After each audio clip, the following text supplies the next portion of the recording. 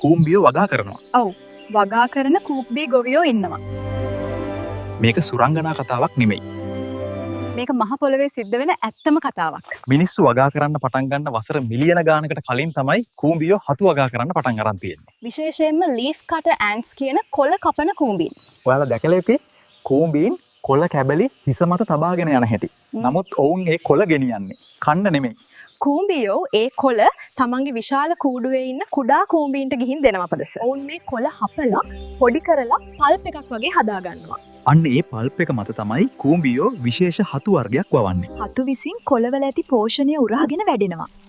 කූඹීන් ඒ පෝෂ්‍යදායී හතු කොටස් ආහාරයට ගන්නවා. මේ හතු අග කුඩා බැලූන් වගේ ඉදිමුණු කොටස් හැදෙනවා. විද්‍යාවේදී මේවා ගොන්ගිලිඩියා කියලා හඳුන්වනවා. මේවා සීනි සහ ප්‍රෝටීන් වලින් පිරි හරියට ලන්ච් පැකට් වගේ. කූකින්ට සම්පූර්ණ හතු ගසම කන්න අවශ්‍ය නැහැ. ඔවුන් කඩලා කන්නේ මේ රසවත් බැලුන් ටික විතරයි. මේ වගාව නිකන් කොළ ටිකක් ගෙනත් දාන වැඩක් නෙවෙයි.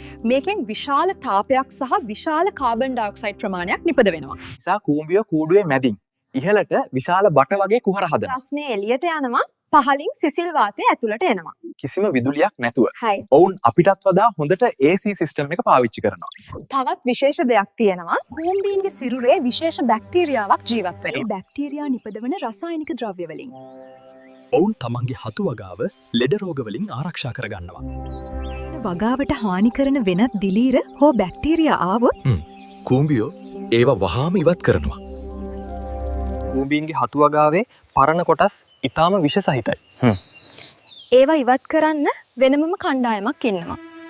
ඔවුන් තමයි කුණු අදින කූඹීන්. ඔවුන් මේ කුණු ගොඩාක් යාතට ගිහින් දානවා. ඒ කූඹීන්ට නැවත හතු වගාව තියෙන තැනට එන්න තහනම්. මොකද ඔවුන්ගේ ඇඟේ විෂ බීජ තියෙන්න පුළුවන් නිසා. බොහෝ විට ඔවුන් ජීවත් වෙන්නේ මිය යන්නේ ඒ කුණු ගොඩවල් අසලමයි. කූඹීන්ගේ හතු වගාව කියන්නේ පොහොර දැමීම, අස්වනු නෙලීම, කසල කළමනාකරණය, උෂ්ණත්ව පාලනය සියල්ල ඇතුළත් අතිශය සංකීර්ණ පද්ධතියක්. ටියම්ම කිව්වොත් ඒක හරියට අති නවීන ජෛව තාක්ෂණික කර්මාන්ත ශාලාවක් වගේ. අපි හිතුවේ අපි තමයි දක්ෂයෝ කියලා. නමුත් කූඹීන් අපිට වඩා කොච්චර දක්ෂද? ඉතින් කූඹියෝ ගොවිතැන් කරනවා විතරක් නෙවෙයි. ඔවුන් කුඩා සත්තුන්වත් ඇති කරනවා. අපි ඒ ගැන කියන්නම් ඊළඟ වීඩියෝ එකෙන්. ගිහින් එන්නම්. ජය වේවා.